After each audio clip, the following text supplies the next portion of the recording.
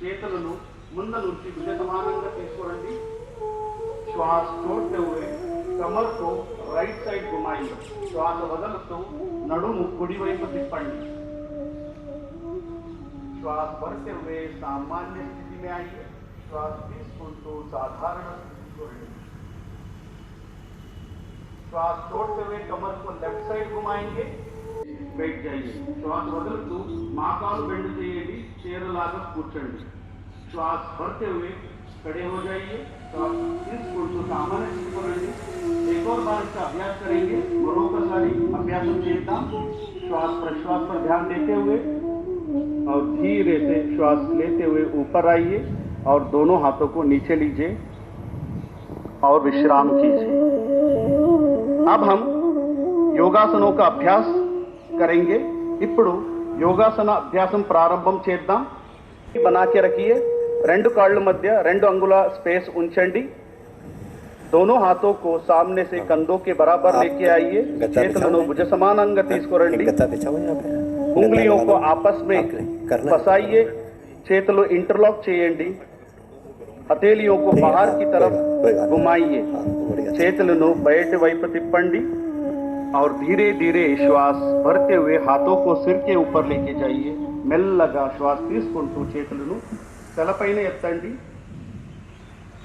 धीरे से ऊपर उठाने का प्रयास और संतुलन करने का प्रयास. निधानंगा हील्स नी पैकी एत्तंडी. बैलेंस చేయడానికి ప్రయత్నం చేయండి. ఈ స్థితిలో కొంతసేపు ఉంచండి. పాదహస్తాసన ప్రాక్టీస్ చేద్దాం.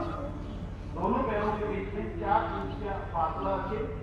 రెండు కాళ్ళ మధ్య 4 अंगुలంగా स्पेस ఉంచండి. दोनों हाथों को श्वास भरते हुए सिर के ऊपर उठाइए.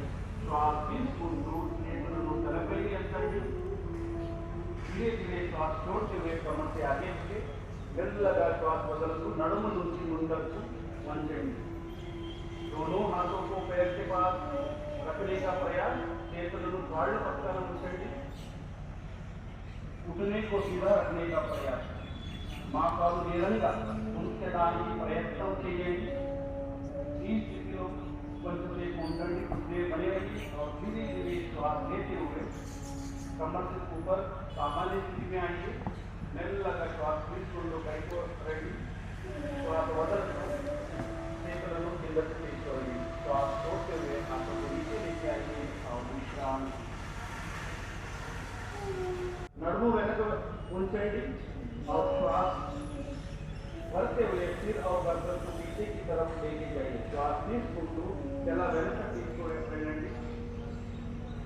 ఈ స్థితిలో కళ్ళు తెరిచే ఉండాలి. ఈ స్థితి में आंखें खुले रहे और इस अवस्था में थोड़ी देर बने रहिए. కొంతసేపు ఈ అవస్థలో ఉండండి और फिर धीरे धीरे श्वास छोड़ते हुए सामान्य स्थिति में आइए. మెల్లగా श्वास बदलतू सामान्य स्थिति को आइए और हाथों को सामान्य स्थिति में रखिए. विश्राम कीजिए. చేతులను सामान्य स्थितिలో పెట్టండి. विश्राम कीजिए. अब हम त्रिकोणासन का अभ्यास करेंगे. ఇప్పుడు त्रिकोणासन ప్రాక్టీస్ చేద్దాం. ఎవరికైనా మోకాలు యాంకల్లో నొప్పి సమానంగా చేసుకోండి. दाएं पैर को राइट लेग को राइट साइड घुमाइए. कुడి కాలు కుడి వైపు తిప్పండి. श्वास छोड़ते हुए आकाश को देखिए. తలపైకి తిప్పండి. ఆకాశాన్ని చూడండి. ఈ స్థితి में कुछ देर बने रहिए. ఈ స్థితిలో కొంతసేపు ఉండండి और धीरे धीरे श्वास भरते हुए ऊपर आइए. श्वास తీసుకుంటూ सामान्य स्थिति को రండి और विशाल आकाश को देखने का प्रयास. కొంతసేపు ఉండండి. धीरे से श्वास लेते हुए सामान्य स्थिति में आइए. श्वास తీసుకుంటూ सामान्य स्थिति को रखिए. दोनों हाथों को नीचे लीजिए और विश्राम कीजिए.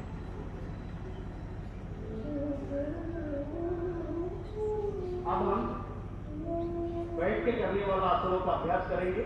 ఇప్పుడు మనం సిట్టింగ్ సిరీస్ ఆసన అభ్యాసం చేద్దాం. నిదానంగా కూర్చొని చేయాలి. किसी को भी चक्रों में घुटनों में डालने में जॉइंट में डालने सावधानी के साथ अभ्यास करना है. दंडासन की स्थिति से दोनों पैरों को घुटने से मोड़िए। दंडासन स्थिति నుంచి రెండు मांसपेशियों बेंड చేయండి। दोनों तलवों को मिलाइए। पंजों को दोनों हाथों से पकड़िए। पादाలు కలిపి పెట్టండి। చేతితో పట్టుకోండి। घुटने को जमीन पर स्थापित करने का प्रयास। माथाను भूमि పైన పెట్టండి। बनी रही ఉండండి।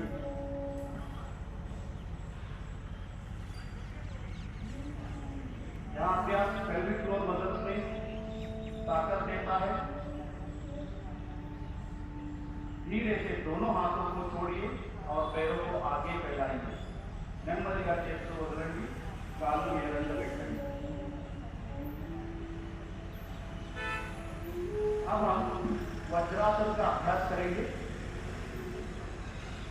किसी को भी घुटनों में, टखनों में, हिप जॉइंट में या सर्जरी हुआ है ऐसे व्यक्ति सावधानी के साथ करना है। ఎవరికైనా మాకు నొప్పి, యాంకల్ నొప్పి ఉంటే జాగ్రత్తగా చేయాలి। दंडासन నుంచి पैरों को एक एक मोड़ते हुए स्तंभ के नीचे रखिए। काళ్ళు मड़ची स्तंभ కింద పెట్టండి। एड़िया बाहर और अंगूठे मिले हुए होना है। हील्स బయటికి ఉండాలి। टोस కలిపి ఉండాలి। दोनों एड़ियों के बीच में बैठने का अवस्था में बने रहिए। साधारण श्वास प्रश्वास को बंद करके उंडंడి। पूरा ध्यान शरीर पर।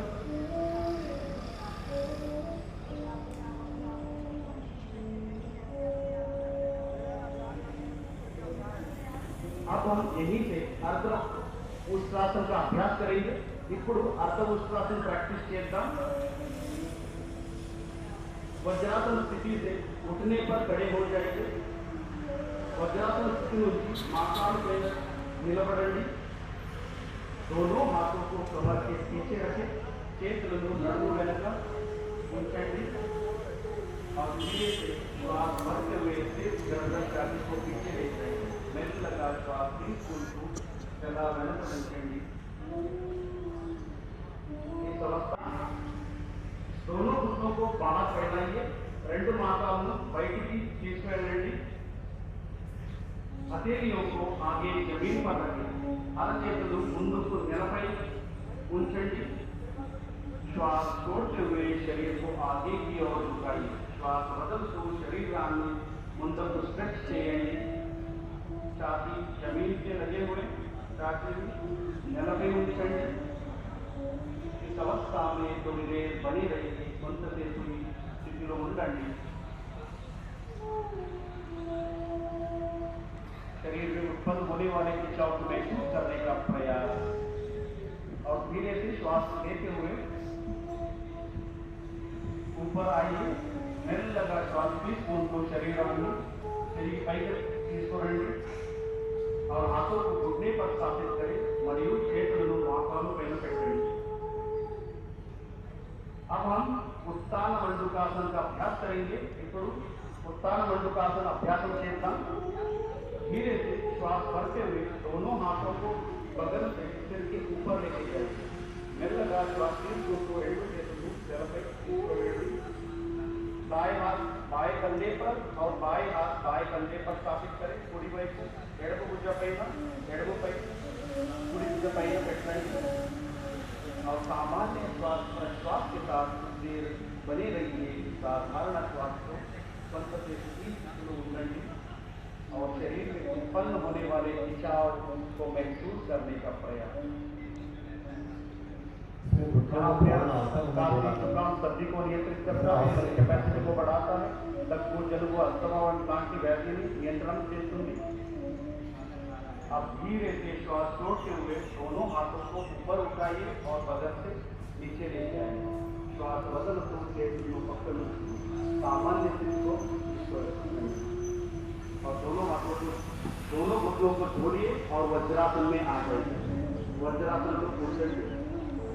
अब दोनों पैरों को एक एक करके आगे की ओर फैलाइए और शीतल दंडासन में विश्राम कीजिए। ఇప్పుడు రెండు కాళ్ళు ముందుకు చేసి शीतल दंडासनలో విశ్రామం చేయండి।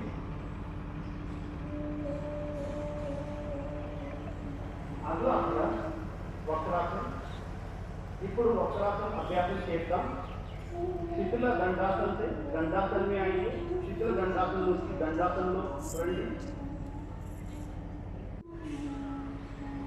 धीरे से इस अवस्था में थोड़ी देर बने रहिए और धीरे से शरीर को राइट साइड घुमाते हुए रहिए श्वास वदलतू शरीराన్ని కుడివైపు తిప్పండి और कुछ देर इस अवस्था में थोड़ी देर बने रहिए। अब हम धीरे से श्वास भरते हुए वापस सामान्य स्थिति में आएंगे। ఇప్పుడు నెమ్మదిగా శ్వాస తీసుకుంటూ మళ్ళీ సాధారణ స్థితికి రండి। अब इसका अभ्यास दूसरे पैर से करेंगे। ఇప్పుడు ఈ అభ్యాసం మరో కాలుతో చేద్దాం। पूरा ध्यान कमर पर, कमर में उत्पन्न होने वाले खिंचाव को महसूस करने का प्रयास।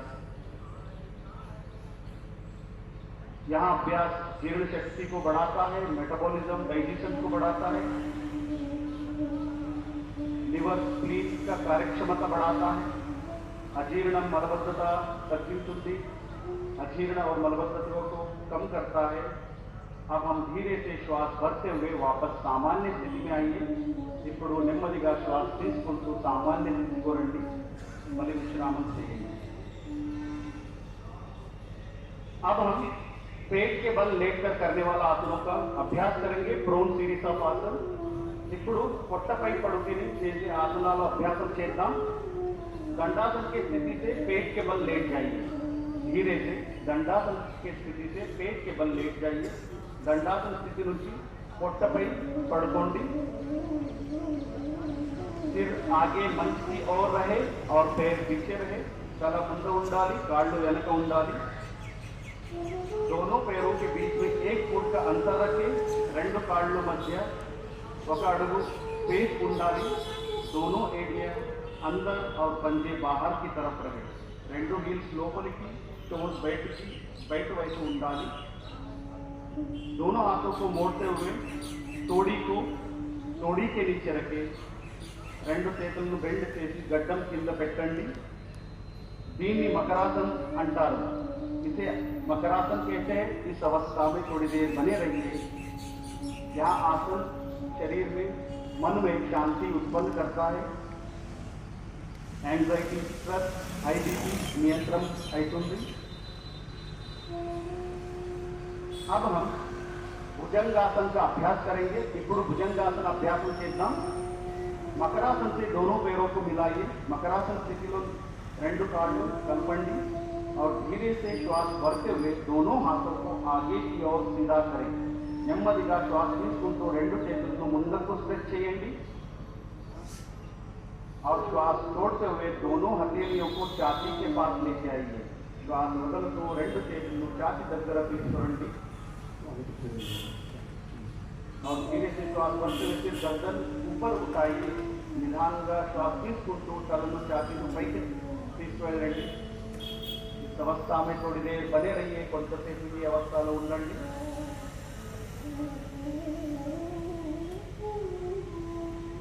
और धीरे से श्वास छोड़ते हुए नीचे आइए और पुनः मकरासन में विश्राम निधानंगा श्वास वदलतू मल्लिका। अब हम शलभासन का अभ्यास करेंगे। ఇప్పుడు शलभासन अभ्यास చేద్దాం। मकरासन से दोनों पैरों को मिलाइए। मकरासन में రెండు కాళ్ళు కలిపి పెట్టండి। दोनों हाथों को जांघों के पास लाइए। हथेलियां जमीन की तरफ रखें। చేతులను తొడ దగ్గర ఉంచండి। అరచేతులు నేలపై ఉంచండి। तोड़ी को जमीन से लगा के रखें। गड्डानी నేలపై ఉంచండి और श्वास भरते हुए दोनों पैरों को ऊपर उठाइए। श्वास తీసుకుంటూ రెండు కాళ్ళు పైకి ఎత్తండి। रास्ता में दोनों पैर और धीरे से सामान्य स्थिति में आइए। श्वास వదులుతూ सामान्य स्थिति को రండి। మళ్ళీ మకరాసనంలో విశ్రామం చేయండి। पुनः मकरासन में विश्राम कीजिए।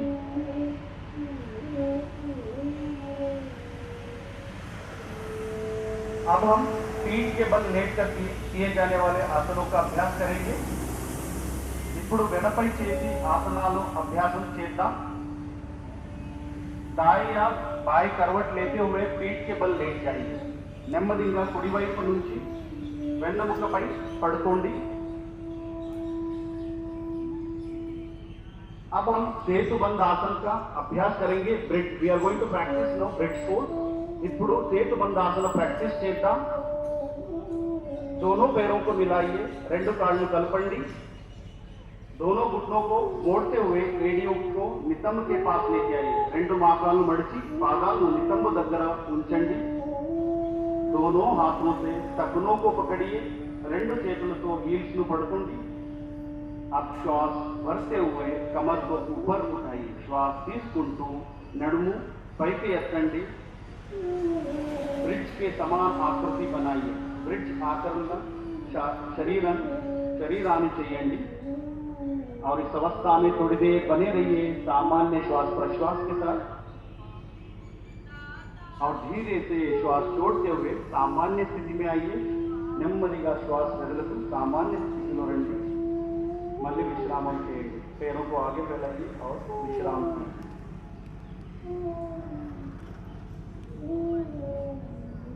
अब हम उत्तान पादासन का अभ्यास करेंगे.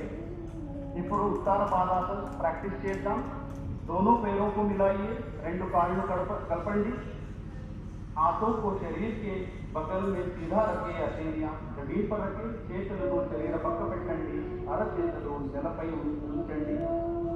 श्वास लेते हुए दोनों पैरों को एक साथ ऊपर उठाइए. 45 डिग्री तक लेके आइए. श्वास తీసుకుంటూ రెండు కాళ్ళు కలిపి 45 डिग्री వరకు ఉంచండి. सामान्य श्वास प्रश्वास के साथ थोड़ी देर इस अवस्था में बने रहिए. साधारण श्वास को ఈ స్థితిలో కొంతసేపు ఉండండి. और धीरे से श्वास छोड़ते हुए पैरों को जमीन के पास लेके आइए और पुनः विश्राम. श्वास వదులుతూ కాళ్ళను మళ్ళీ కిందకి తీసుకురండి. విశ్రాంతి చేయండి. अब हम हर्षासन का अभ्यास करेंगे. दोनों पैरों को मिलाइए. शरीराనికి దగ్గర తీసుకురండి. श्वास भरते हुए दोनों पैरों को ऊपर उठाइए 90 डिग्री तक. श्वास తీసుకుంటూ రెండు కాళ్ళు 90 डिग्री వరకు పైకి ఎత్తండి. दोनों घुटनों को सीधा रखने का प्रयास. మోకాళ్ళు నేరంగా పెట్టడానికి प्रयत्न చేయండి. सामान्य श्वास प्रश्वास के साथ थोड़ी देर बने रहिए. साधारण श्वास को ఈ స్థితిలో కొంతసేపు ఉండండి. और धीरे से श्वास यहीं से आप पवनामुक्तासन का अभ्यास करेंगे. धीरे से श्वास छोड़ते हुए पकड़िए और श्वास छोड़ते हुए सिर को उठाइए और टोडी को घुटने से लगाइए. श्वास వదలుతూ తలాన్ని మోకాలు టచ్ చేయండి. और इस अवस्था में थोड़ी देर बने रहिए. इस స్థితిలో కొంతసేపు ఉండండి. మెల్లగా सामान्य स्थिति को రండి. धीरे से श्वास छोड़ते हुए सामान्य स्थिति में आइए और पैरों को आगे लेके जाइए और विश्राम कीजिए. अब हम विश्व का सभी जीव जंतुओं का मनपसंद आसन शवासन का अभ्यास करेंगे. ఇప్పుడు ప్రపంచంలోని ప్రతి జీవికి ఇష్టమైన ఆసన్ శవాసనాన్ని చేద్దాం. पैरों को और हाथों को बीच में उचित दूरी बना के रखें. కాళ్ళు చేతుల మధ్య స్పేస్ ఉంచండి. हथेलियों को आसमान की ओर खुले रहे. అరచేతులు ఆకాశ వైపు ఉంచండి. आंखें बंद रखे. నెమ్మదిగా కళ్ళు మూసుకోండి. और गहरा श्वास लीजिए और धीरे से श्वास छोड़िए. లోతుగా ఊపిరి తీసుకోండి. మెల్లగా వదలండి.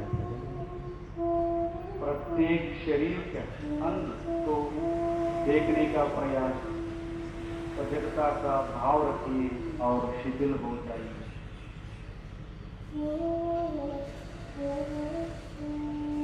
శరీరాన్ని పూర్తిగా శాంతంగా ఉంచండి. शरीर में उत्पन्न होने वाले सभी चेंजेस को महसूस करने का प्रयास और शरीर को शिथिल करने का प्रयास.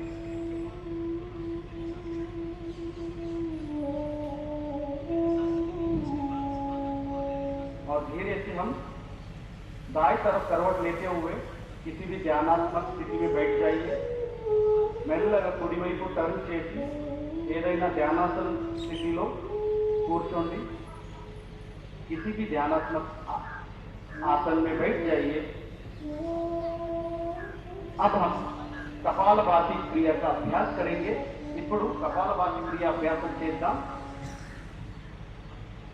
आंखें बंद कीजिए, कमर गर्दन सीधा रखें, కాళ్ళు మూసుకోండి, శరీరం నేరంగా పెట్టండి।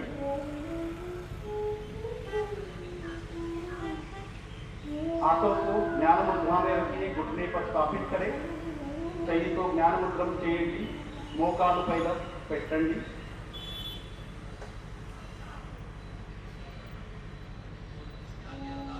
गहरा श्वास लीजिए और पेट को संकुचित करते हुए श्वास को झटके से बाहर निकालना है। లోతుగా శ్వాస తీసుకుంటూ పొట్ట భాగాన్ని లోపలికి లాగుతూ झटकతో ऊपरी బయటికి వదలండి। पहला चक्र 20 आवर्ती के करेंगे। మొదటి చక్రం 20 సార్లు చేయండి।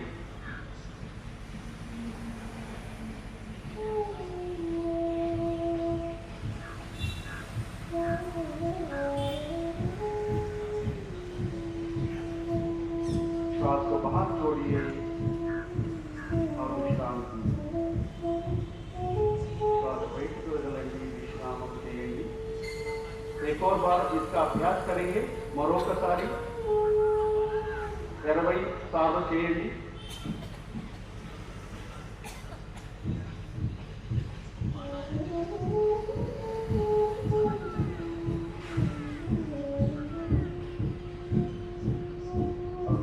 धीरे से श्वास छोड़िए और विश्राम कीजिए।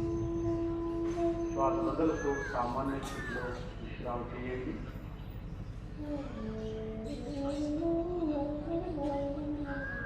बाएं नाक से श्वास को भर रहे हैं, धीरे धीरे नाक से कंठ छाती नाभि तक गहरा ले जाना है और दाईं तरफ से कोशिश करें दुगना समय लगाते हुए श्वास को छोड़िए, पूरा खाली करें।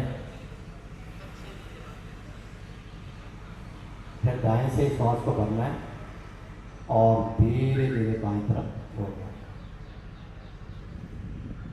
दोनों तरफ जाओगे तो 1 राउंड है, ऐसे ऐसे कम से कम 5 राउंड करना। पीठ बिल्कुल सीधा रहेगा।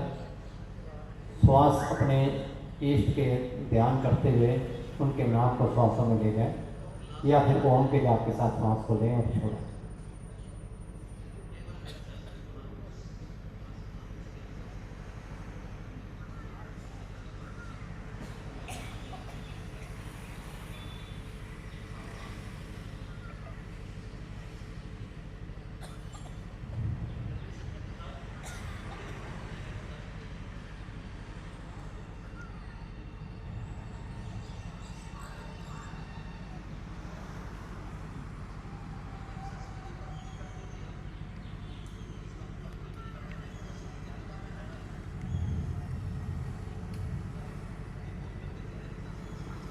अनुलोम विलोम को नाड़ी शोधन में बोलते हैं।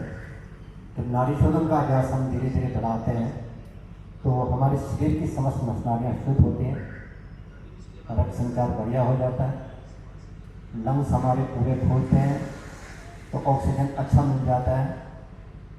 जो श्वास गहरा लेता है, लंग्स जो पूरा फुलाता है, उसका हृदय संबंधी रोगों से तकरीबन हृदय संबंधी रोगों से छुटकारा पा लेता है। क्योंकि हृदय पूरे शरीर से गंदा खून को लेकर फेफड़ों को देता है। फेफड़े श्वास उसमें से कार्बन डाइऑक्साइड को बाहर निकलता है, जो भी और टॉक्सिन्स हो उसको श्वास के साथ बाहर निकाल देता है और ऑक्सीजन को पूरे शरीर में ले जाता है, रक्त के साथ पूरे शरीर में घुमा देता है।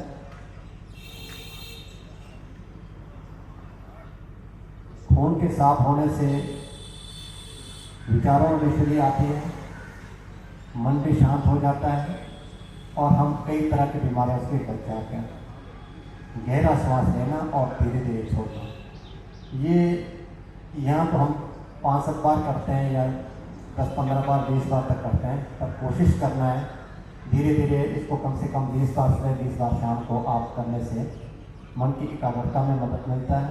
ब्लड प्रेशर, शुगर, थायराइड जो बीमारियाँ ठीक नहीं होती, जिनकी वक्त दवाई खानी पड़ती है, मन शांत होने से हमारी बॉडी सिक्रीशंस अच्छा निकालता है, तो हम दवाइयों से बच सकते हैं।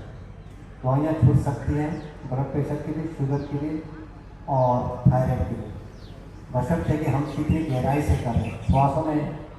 श्वासों को कितना गहरा ले रहे हैं, श्वासों में अपने इष्ट का नाम कितना ले रहे हैं, या गुरु मंत्र का जाप है वो कितना जाप कर रहे हैं, श्वासों में ध्यान देने के लिए कितना टाइम लगा रहे हैं। योग के ग्रंथों में बोलते हैं 80 बार नाड़ी शोधन करो, 80 बार।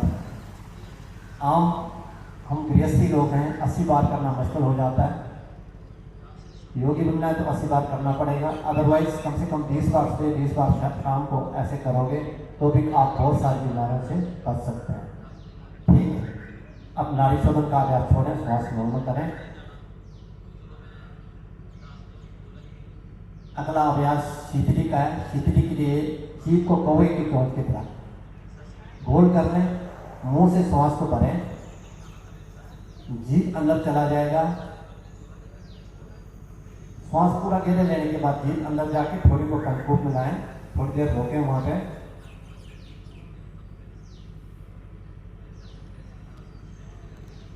और धीरे धीरे दोनों तरफ से श्वास को छोड़ना, यथाशक्ति रोक के दोनों नौकरी से बाहर श्वास को छोड़ना। ये भी 5 बार रिपीट करेंगे। फिर जीभ को कौवे की चोंच की तरह बनाएं, पूरा गहरा श्वास भरें, थोड़ी को कड़कों पे लाएं, बुरा को भी ऊपर खींचने की कोशिश करें, थोड़ी देर श्वास को रोक के रखें,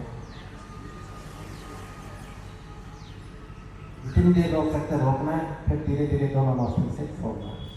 टीबी हो गया हो, आपको खून आता हो,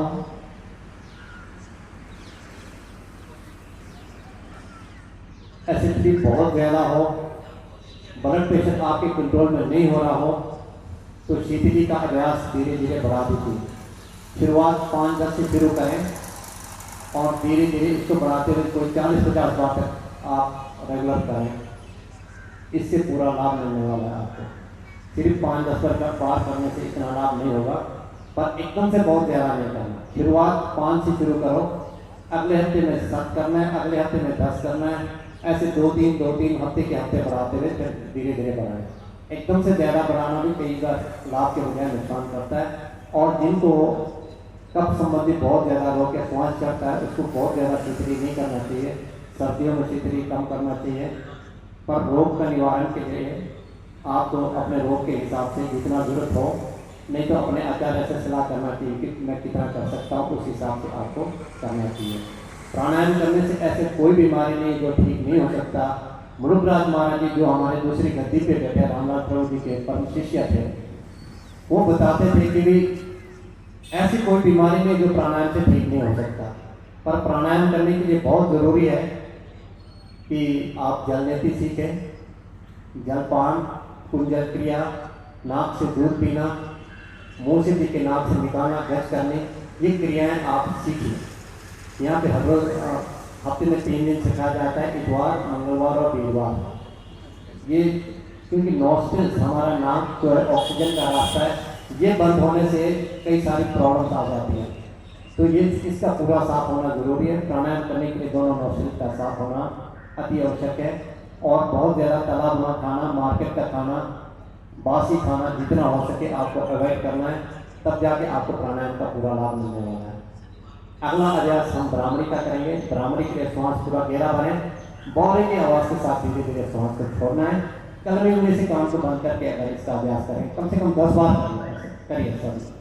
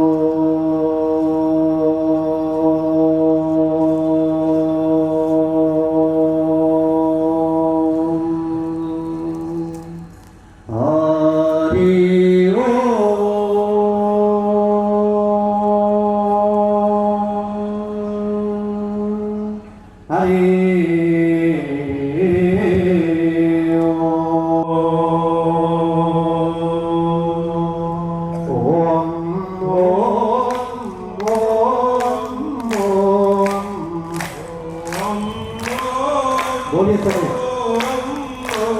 आंखें बंद। ओम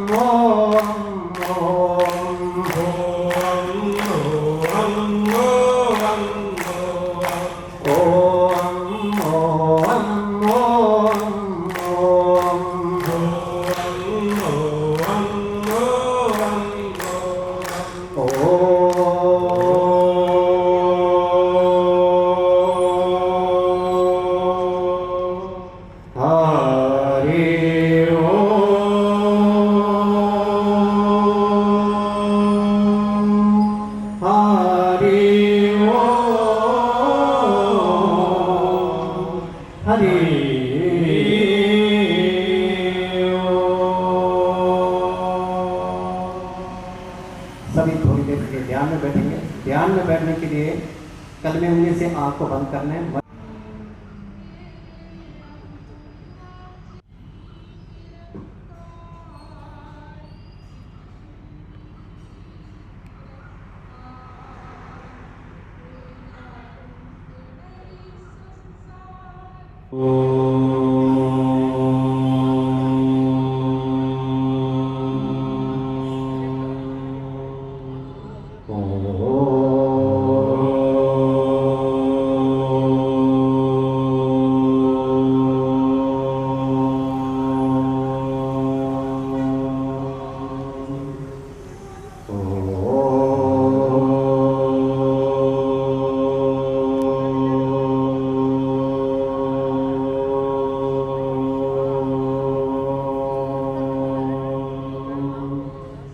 दोनों आपस में लगे खूब गर्म कर लीजिए।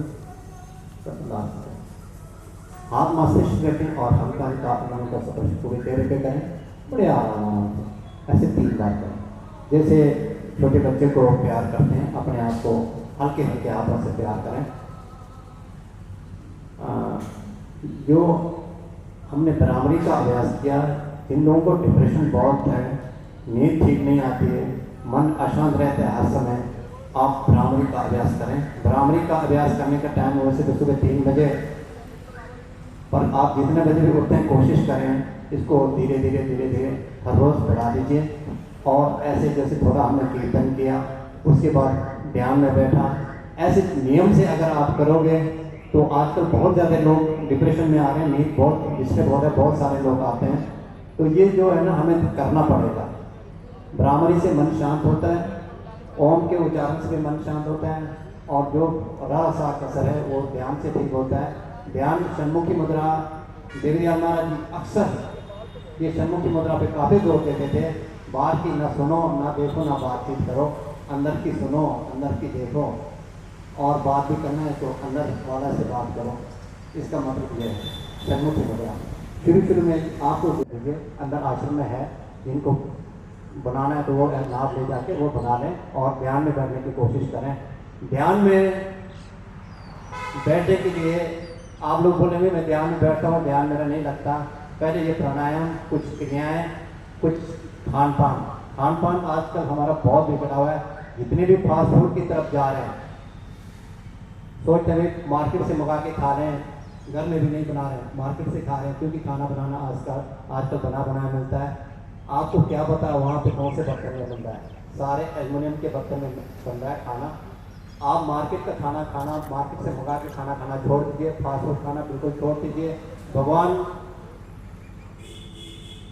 श्री कृष्ण ने 17वें गीता में आप 8वां, 9 और 10वां ये श्लोक पढ़ोगे तो खाना क्या खाना चाहिए वो बताया हुआ है। सात्विक खाने की बात है, जो आयु आपका बढ़ाता है, ताज़ा खाना खाना है। अब पिज़्ज़ा, ब्रेड, बर्गर ये सारी चीज़ें बना तो ना तो रस है, ना ही कई दिनों का है। अब फ्रिज में रख के खाते तो बासी है, बासी खाना खाते तामसिक लोग खाते हैं। अब कितना बासी खाओगे तो फिर बीमारियां अपने आप बोलते हैं हम तो इतने देर से योग कर रहे हैं, हमारा तो इलाज ही नहीं हो रहा। योग भी कर रहे हैं, इलाज नहीं हो रहा, पर आप लोग ठीक से परहेज नहीं कर रहे हैं, इसलिए इलाज नहीं हो रहा। हर घर में अभी एल्युमिनियम के कुकर हैं, ये मैं नहीं कह रहा हूँ, आपने ये नहीं सोचा कि नेगी बोल रहा है। स्वामी देवीदयाल जी महाराज जी इतना जोर देते थे एल्युमिनियम के कुकर हटा दो, एल्युमिनियम के बर्तन हटा दो। अंग्रेजों ने हमें दे रखा है एल्युमिनियम और चाय, दो चीज़ें अगर हट जाओगे तो काफ़ी सारी बीमारियां ठीक होने वाली। एल्युमिनियम के बर्तन हटा के पीतल के कुकर मिलने शुरू हो गए। पीतल के बर्तन लाओ, पीतल ये जो दूध उबालना वो पीतल के, स्टील से भी पीतल ज़्यादा अच्छा है। तो जो दही जमाते हैं मिट्टी के कुंडी में जमाओ। आटा बनाना है, कनक चना जौ, अगर कनक खाना है तो कनक में 4 किलो चना मिलाना है, 2 किलो जौ मिलाना है, फिर कनक खाओ, अदरवाइज कनक खाना छोड़ दो। फिर क्या रोटी का होगा? सब्जियां खानी है। महाराज जी बोलते थे कटहल में स्प्रे नहीं है, खा लिया करो। जिमिकंद में भी स्प्रे नहीं है, खा लिया करो। फूल मखाने वो खा लिया करो।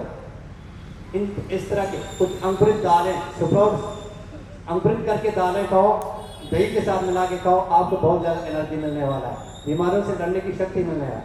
हम बोलते हैं सलाद खा लेंगे, सलाद तो खूब स्प्रे लग रहा है, सलाद खाओगे तो बीमार हो जाएंगे। कोशिश करो अंकुरित दालें में दही भी मिट्टी में कुंडी का जमा हुआ, और गाय का दूध का होता और भी अच्छा है। गाय का दूध का मांग कर दीजिए। अब धीरे धीरे गाय के ऊपर काफ़ी काम हो रहा है, और गाय का दूध ही लेना है, ऐसे कोशिश करो, अपने आप ये हो जाएगा। हमने बर्तन लाना है, पीतल के कढ़ाई वाले बर्तन लाना है, कढ़ाई वाला भी मिल जाएगा, पीतल के बर्तन भी मिल जाएंगे। इससे ये महाराज जी का संदेश समझ के आप लोग इसको आज से कोशिश करें, तभी आपके सभी बीमारियों का हल होने वाला है। अब अगला जो प्रोग्राम है हमें तो हाँ मोमेंटो का जो प्राइस थोड़े मोमेंटो हैं, कुछ बच्चे ने जिन्होंने आसन किया वो बताएंगे मेरे से। धन्यवाद नेगी जी। आप सभी को चंडीगढ़ योग सभा द्वारा आयोजित भारत सरकार द्वारा इंटरनेशनल 11वें अंतर्राष्ट्रीय योग दिवस की बहुत बहुत शुभकामनाएं। जय श्री राम।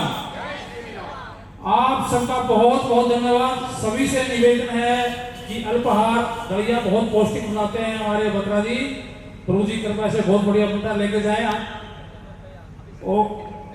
बैठे रहें, 5 मिनट और लेंगे आपसे। मौसम देखो कितना बढ़िया है, आपकी प्रार्थना इंद्र देवता तक पहुंच रही है। सभी भक्तों ने, सभी साधकों ने प्रभु से प्रार्थना की कि आज की जो बारिश रोक रखी महाराज जी ने, ये बहुत ही बढ़िया रहा। अब हमारे guest of honour deputy mayor Mrs Mehta ji Dua ji सम्मानित करेंगे। फाउंटेन दो प्लीज, अशोक दुआ जी आप स्टेज पर आ जाएं। 5 मिनट और लेंगे आपका, प्लीज बैठे रहें आप।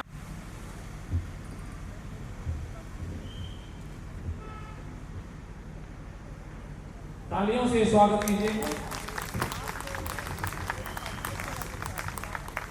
डिप्टी मेयर जी का बहुत बहुत धन्यवाद। इन्होंने इस कार्य में बहुत सहयोग दिया है, यहाँ पर जो झंडे लगवाए, जो सफाई करवाई है, ये सभी का योग। हमारे कालिया जी हैं जो कि बहुत ही तक से सहयोग देते हैं हमारे सभा को, और इनकी वाइफ है मिसिज नम्रता शर्मा जी, इनको सम्मानित करेंगे। अनिल गुप्ता जी ममता जी को सम्मानित करेंगे, इनके लिए जो दिया जाए। अनिल गुप्ता इस स्टेज पर आइए।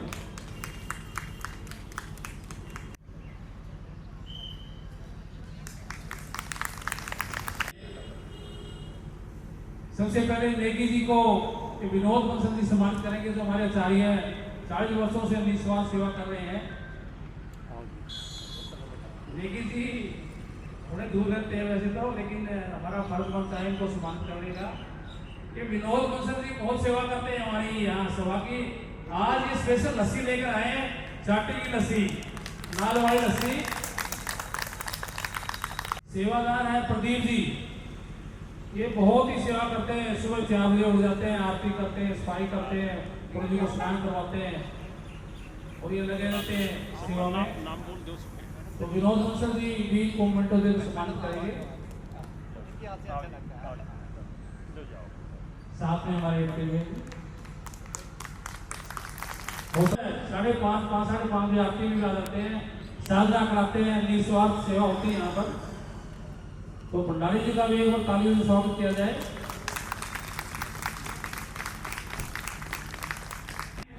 ये भी सेवा करते हैं, पंचकूला से आते हैं, देखो 25 सेक्टर से सुबह आ जाते हैं, और ये सेवा करते हैं योग की। रामनाथ जी एक बार आ जाए, और रोहित जी भी आ जाए साथ में।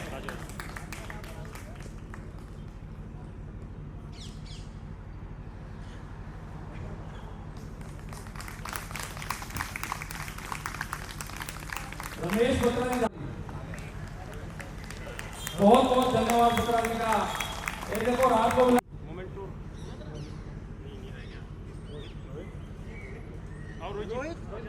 जी आ जाए।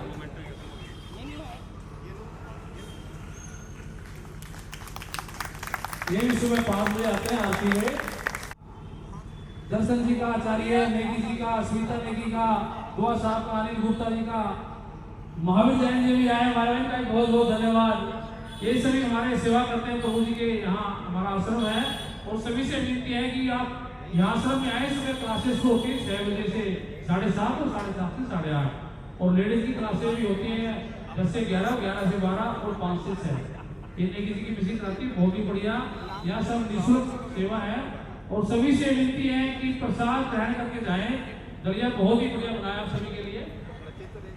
और बच्चे हमारे हैं, 50 बच्चे हैं, उनको मोमेंटो दिया जाएगा, तो वो भी बच्चे आ जाए आगे। और 8:30 बजे हवन है, कोशिश करके हवन